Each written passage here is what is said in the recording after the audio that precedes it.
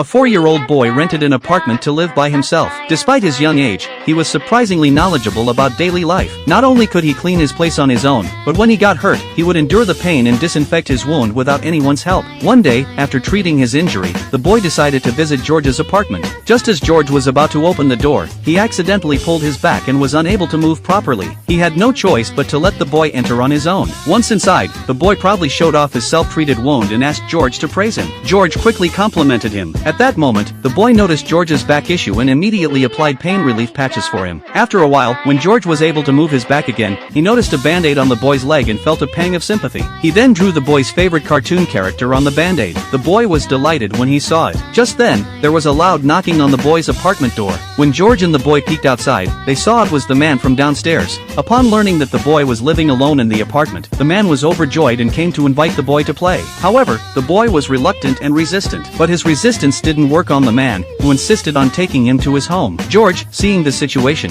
grew worried and decided to follow them. The reason the man was so eager to play with the boy was because his own son hadn't spent time with him for a long time. To make the boy feel at ease, the man offered him some toys that belonged to his son. However, the boy, who was much more mature than most kids his age, realized the toys were his son's and refused to play with them. He quickly left the man's house. Seeing this, George followed him. As they were heading upstairs, the boy asked George, "The cartoon character you drew for me, it's not because you drew it for someone else, right?" George hurriedly reassured him, explaining that he had drawn it with care. The boy understood that George wasn't lying, and with a smile, he rushed back to his apartment. He then told George that he was happy to know him.